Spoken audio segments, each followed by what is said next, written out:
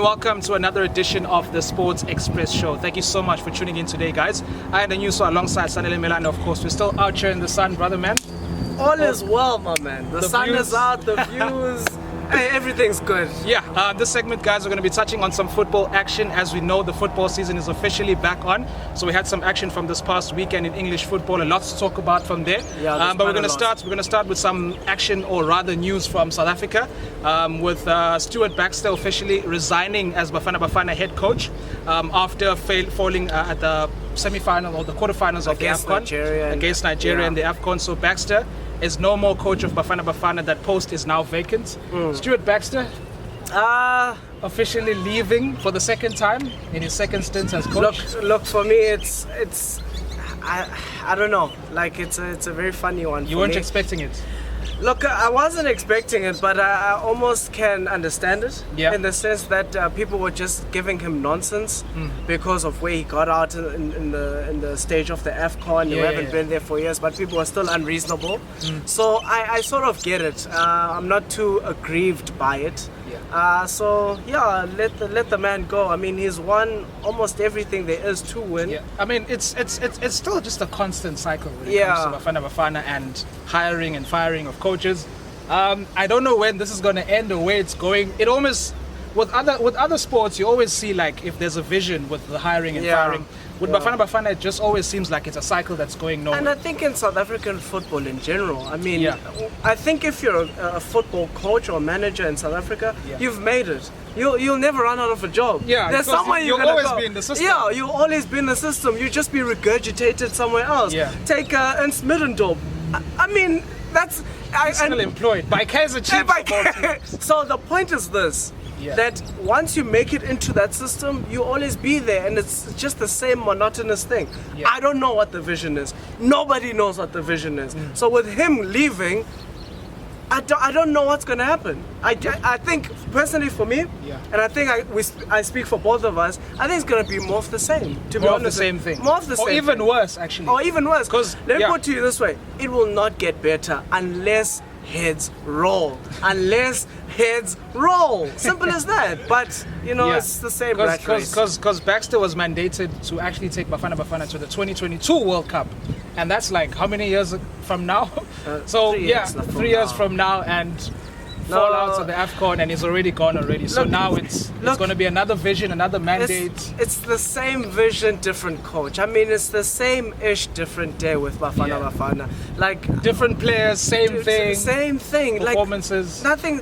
Like even with South African sports in general. Have you ever noticed we'll go to a tournament? I'm speaking for netball as well. If we make it through the group stages, lo and behold, every player will be awarded $1 million if they win the bloody thing. And it's within every sport.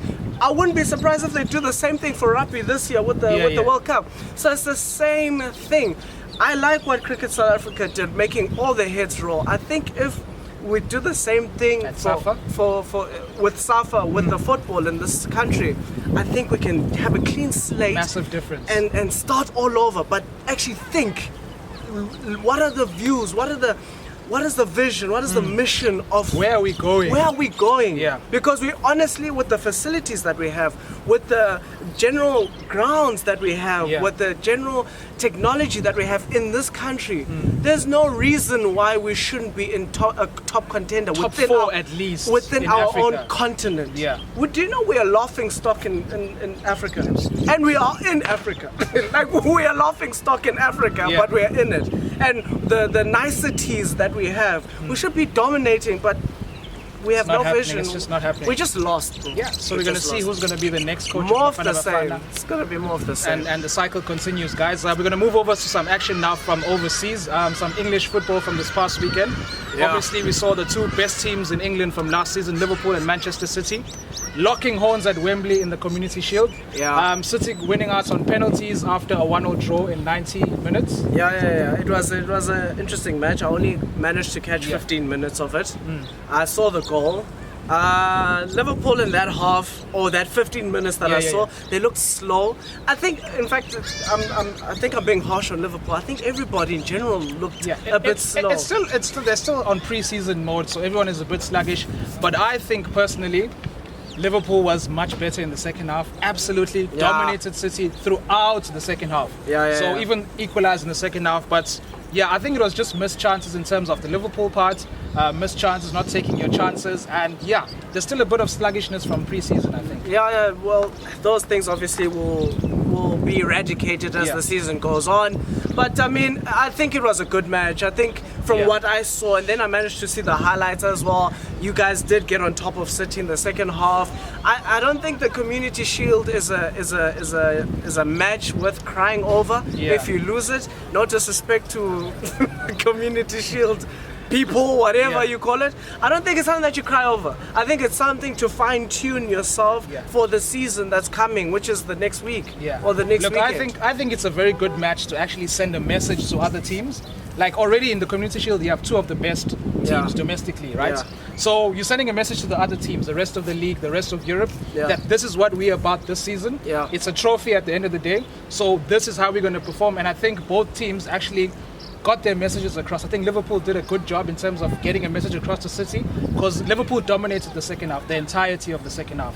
So I think it was all about that in the Charity Shield. But if it's a knock-for-knock situation, you say Liverpool dominated second half. I get it. So they would have had that slight advantage over City mentally. But City still ended up winning. So it was on penalties. So it's still they're still locked. These guys are still tightly matched.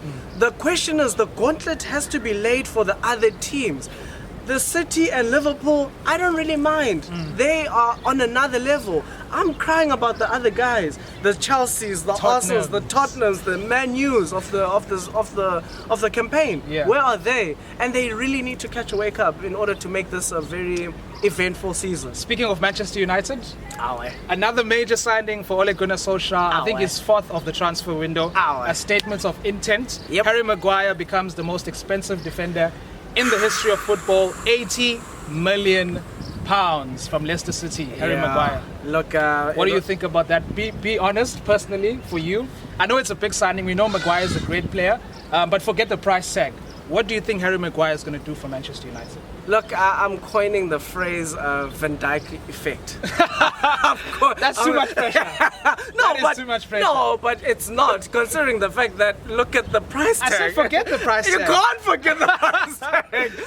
Let's forget the price tag. Look, he's solid. I don't think he'll be too... I hope he is, but I don't think he'll be... I'm sorry, he won't. But I'm hoping he's to that level. But even if he's not, I hope he brings a sense of logic to these other guys. I don't want to call them names, but you know how they are. But I'm hoping he brings a sense of defending. He brings it back to the team, because the back four doesn't know how to defend currently. So I'm hoping that he can take what he's gained from Leicester City, from the playing for his national team, and bring it to Man U, and we move forward from there. For me, the major thing in terms of defending is leadership, right? So before Van Dijk came to Liverpool, there was no leadership in Liverpool's back four, and he came in there and everyone around him got better. He overhauled everyone. So everybody was accountable to themselves as soon as he came in. And he strikes me as a person who didn't really have to say anything. His very presence and his work ethic was the thing that made the back four in Liverpool wake up and be like, we need to be accountable. So I'm hoping for the same effect with Harry Maguire. And he's been a coveted player even by Pep. Pep was, City wanted him as well. City wanted him quite badly. So it goes to show that he is a quality player. Now he just needs to produce for one of the biggest clubs in the world, Man United. I personally think it's an exciting addition for Manchester United. You guys needed a defender, and you needed someone who had a presence, and Harry Maguire has that. And hopefully you guys are going to challenge for something. All that's left is letting players go. I don't know why we bring in so many players. We're just expanding the salary list to another level, and we just need to let players go. There's about 3 days left in the window now.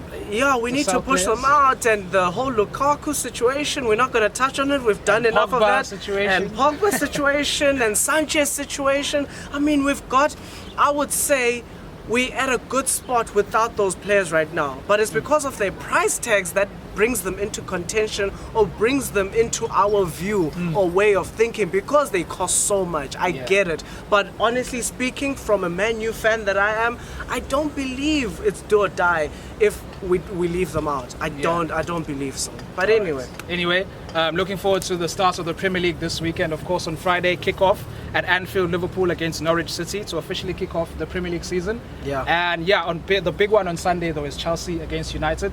So hopefully we're going to see Harry Maguire in his first outing for Manchester United. Definitely looking forward to that. It's going to be a tight match. It's going to be a very tight match. It's going to be a tight match. I think this is an evenly contested match, to be honest with you. From manager to manager, from players to players. I think it's going to be a tight match. So everyone is like here. Yeah, United and Chelsea. That's the way I feel right now. That everybody's here. There's nobody who's edging out any. No team is edging out the other team, I feel. But it's going to be tight. I just hope it's not a draw. That's all. That's what I'm hoping, that somebody wins. No, we don't want to draw. Yeah, we don't want to draw. Mr. Milane, we're wrapping it up with our football segments. Obviously, look forward to some more definitely. action from us. We're going to be back. Thank you, guys. Cheers. Thanks, guys. Comment, like, subscribe, and we'll catch you next time. Sharp.